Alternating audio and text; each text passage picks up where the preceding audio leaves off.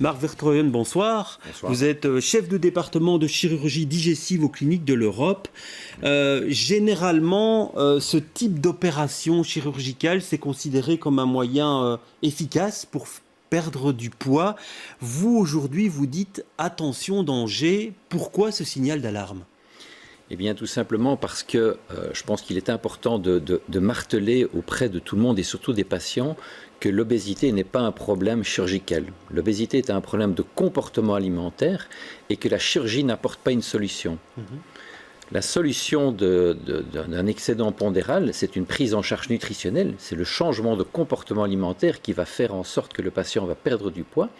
Il peut également bénéficier d'un soutien psychologique. C'est essentiellement lorsqu'il y a un échec de cette prise en charge que la chirurgie peut se positionner comme une aide. Ouais. Comme Et un vous soutien. avez l'impression aujourd'hui qu'on passe trop vite à l'opération ? Trop de patients arrivent en disant voilà, je veux la solution ultime, je suis en bout de course, j'en ai marre de faire des régimes, opérez-moi qu'on en termine. Mais justement, l'intervention chirurgicale ne résout pas le problème. Il faut savoir qu'il y a deux types d'interventions. Il y a des interventions que l'on qualifie de restrictives, c'est-à-dire qui vont diminuer l'accès de la nourriture vers l'estomac.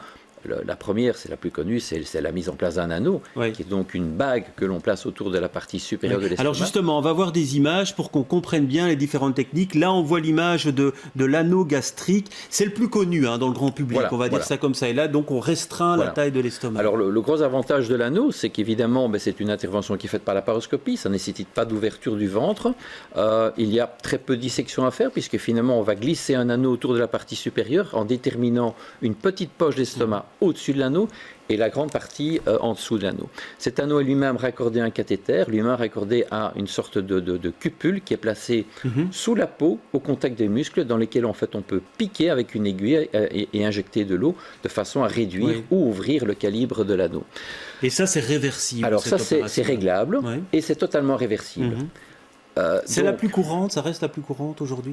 Ça a été la plus courante. Pour le moment, la plus courante, d'après les derniers chiffres, c'est la deuxième intervention, c'est ce qu'on appelle la sleeve.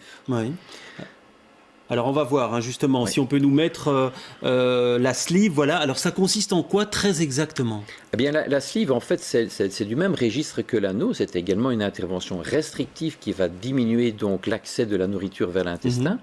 Alors si on s'en réfère à l'anneau, l'anneau a donc déterminé un freinage, mais le problème de l'anneau, c'est que l'estomac est toujours en place. Et cet estomac, qui a été distendu par des comportements alimentaires antérieurs, va générer toute une série de pulsions chez le patient, de boulimie, d'envie de manger. Alors que là, on enlève une partie de l'estomac. Alors que là, en fait, on va traiter plutôt cet excédent gastrique en se disant, voilà, il l'a distendu, on va enlever une grande partie d'estomac pour ne laisser qu'un seul manchon.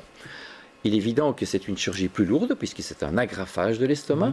On enlève une grande partie d'estomac, mais on maintient une certaine partie qui permet encore la digestion par l'estomac et le maintien d'un transit intestinal. Et là, on comprend que c'est pas réversible, effectivement. Alors là, c'est pas réversible. C'est pas réversible. Et alors, il y a aussi une autre technique et on va voir tout de suite aussi l'illustration. C'est le bypass. Alors, pour vulgariser, ça consiste en quoi ça ? Alors là, on passe tout à fait dans une autre catégorie. On passe du principe que on va en fait changer la digestion du patient. C'est-à-dire que normalement, les aliments passent par l'ésophage, arrivent dans l'estomac, séjournent un certain temps dans l'estomac, et puis passent en fait dans l'intestin pour être d'abord fragmentés, mélangés aux différents sucs digestifs qui viennent du foie et du pancréas, et ensuite résorbés au niveau de l'intestin.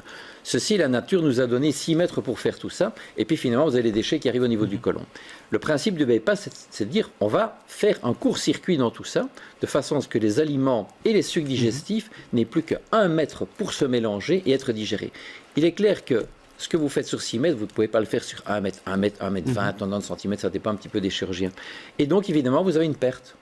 Alors, une perte de sucre, une perte de graisse, c'est très intéressant, mais une perte de protéines, une perte d'ions, une perte de vitamines, évidemment, ce sont des interventions qui provoquent des carences. Et par rapport à cette technique-là, vous dénoncez effectivement, en tout cas, vous soulignez les effets secondaires qui peuvent être importants et même entraîner d'autres maladies, si on parle par exemple de ce bypass. Il est évident qu'on change la nature même de la digestion.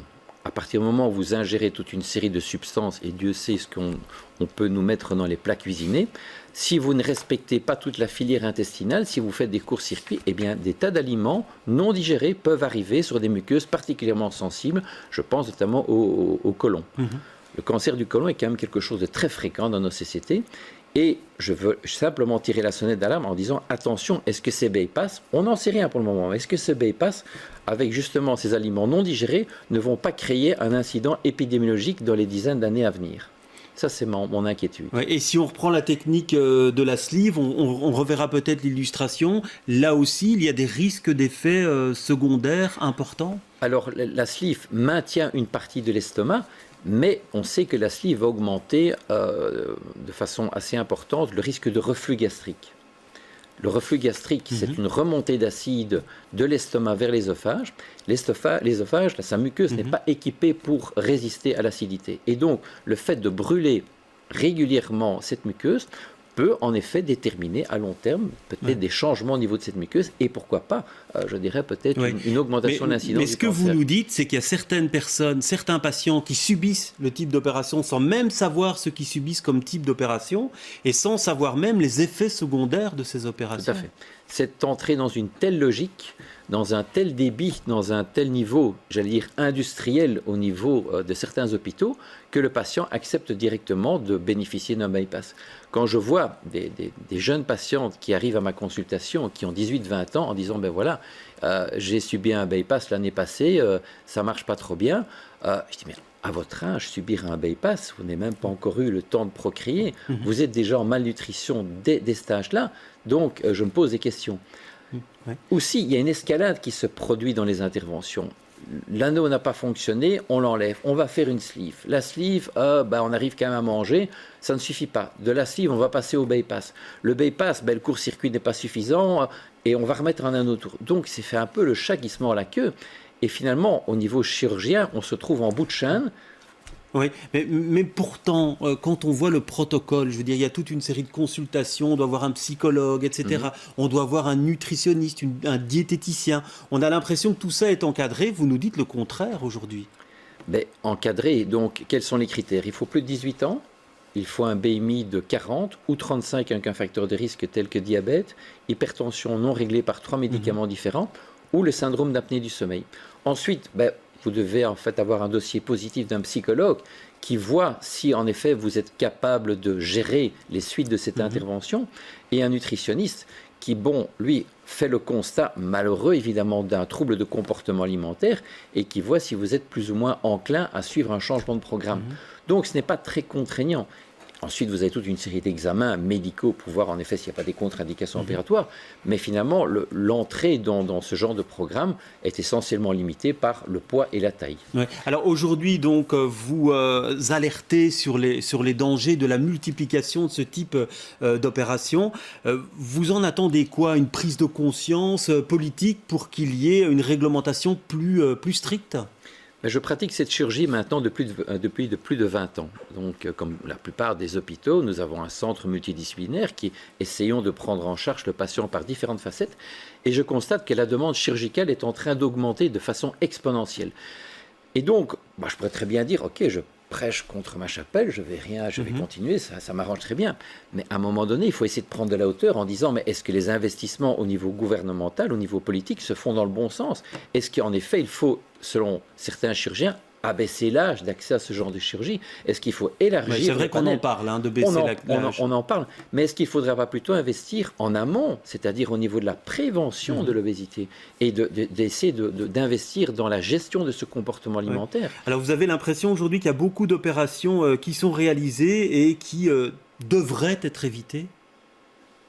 L'opération pour moi est un échec. Je vais vous le dire franchement, parce qu'on arrive à mutiler un patient. On se trompe d'organe. On coupe dans l'estomac qui n'a rien à voir dans l'affaire. L'estomac n'est pas responsable de l'obésité. C'est un problème qui se passe entre les deux oreilles. C'est un problème de comportement. Et donc, pourtant, on va mutiler un organe pour essayer de limiter les gens. Combien de fois on me dit en consultation, docteur, aidez-moi, je ne peux pas m'empêcher de manger. Il y a un problème là. Ça veut dire que ce sont des gens qui sont dans une détresse ultime, qui n'arrivent plus à se gérer, et que donc là, la chirurgie ne peut pas les aider. on peut les limiter, on peut leur mettre des tas de, je dirais, d'astreintes, mais ce n'est pas le rôle de la chirurgie. Donc je pense qu'il faut en effet investir en amont pour éviter d'en arriver, je dirais, à mutiler les patients. Oui, parce que là, c'est vrai que vous jetez un pavé dans la mare, Exact. vous prêchez contre votre chapelle. Bien sûr. Comment est-ce que vos confrères réagissent à vos propos? Puisque finalement, quand ils vous entendent, ils doivent vous dire « Mais qu'est-ce qu'il est en train de dire? Il va nous priver de travail. » Non.